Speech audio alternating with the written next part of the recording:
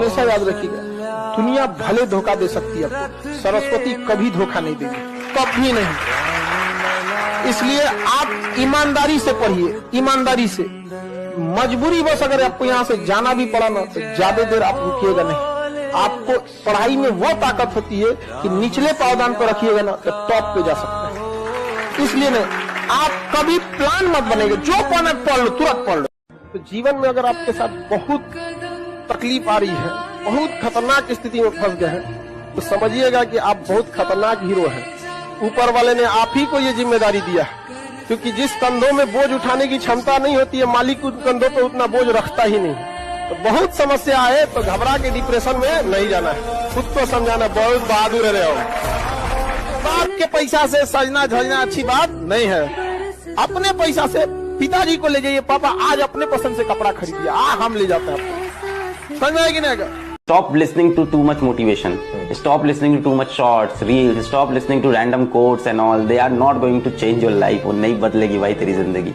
सब बंद कर, अपना पेन पेपर उठा, कमरे का दरवाजा बंद कर, फोन स्विच ऑफ कर, लोगों से मिलना बंद कर और लिख अपने गोल बैठ के तू को क्या अचीव करता है। और फिर लिखने के बाद उसकी पर्ची बना के अपने जेब में रखो, पागल हो जाओ उसके लिए। फिर उसके बाद ना तुमको मोबाइल चाहिए होगा, उसके बाद ना तुमको बहुत फ्लैशी कपड़े चाहिए होंगे बहुत, उसके बाद ना तुमको कोई कार चाहिए होगी, ना पापा के पैसे की बाइक चाहिए होगी। फिर एक चीज चाहिए होगा, उसके पीछे जी तोड़ मेहनत करके लग जाओ और उस जर्नी को एंजॉय करो। सबसे मेन दुनिया ना केवल कामयाब को पूछती है। एक माँ बाप के अगर दो लड़के हैं, एक सफल एक असफल, तो माँ बाप एगो को रोटी देगा, एगो के रोटी में घी लगाएगा, हम खाओ खाते नहीं हो आजकल, खा और टुकुर टुकुर देख रहा है, हमको भी पूछ लो। 100 में से एक बच्चा होता है जिसको पढ़ने में मन लगता है। 99 बच्चों को बोलना पड़ता है नालायक अब तो पढ़ ले कल एग्जाम है। 99 बच्चों को मन नहीं करता।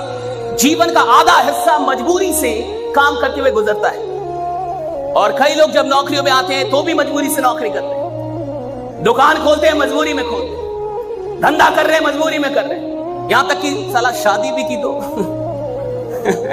अब आप समझ रहे हैं बच्चे भी किसमें पैदा हुए होंगे। Getting my point? तेरे सारे काम तो मजबूरी के हैं। तो धंधा कर रहा है मजबूरी में, काम कर रहा है मजबूरी में, शादी की मजबूरी में, बच्चे पैदा की मजबूरी में, पाल रहा है मजबूरी में, तलाक नहीं दे रहा मजबूरी में। ये कोई क्या बोलेगा?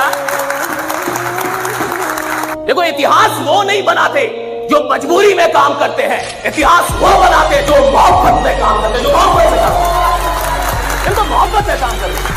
निकम्मे लोगों की पहचान बिना मेहनत को काम पैसा ज्यादा चाहते हैं। आप किसी भी बड़े आदमी को, मतलब जो भी बहुत बड़े लेवल पे है, आप उसको देखिएगा बहुत मुश्किल से बहुत ज्यादा वर्क करता है। आज जितना तेज मिलेगा सब ना, 8 घंटा की जगह सोचेगा 6 घंटा काम करके भागेंगे, बाकी काम चोरी काहे करता है। आज जिसको सब कुछ खो कर भी पाने की तमन्ना है ना, कल एक वक्त आएगा जब मुफ्त में मिलेंगे तो भी आपको मंजूर नहीं होगा।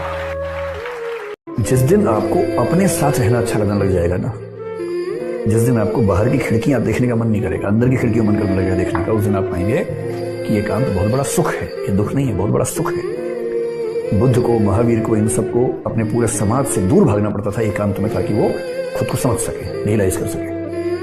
आपाधापी वाली जिंदगी में इतना आसान नहीं होता है एकांत मिलना। ये तो एकांत बाई कंपल्सन मिल गया है हमें। दुख होता है, बेचैनी होती है, सही बात है, होती है, लेकिन उसके बाद भी इसका फायदा उठा रहे हैं। जैसे अगर आपने सुना हो, एक पद्धति विपश्यना पद्धति है, जिसमें 9 दिन तक लगातार चुप रहना होता है और साथ में कुछ क्रियाएं करनी होती है, ध्यान करना होता है।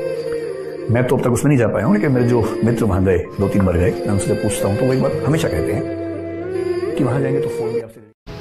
और जीवन की लड़ाई में 2 ताकतें बहुत काम आएंगी, एक मन की और एक शरीर की।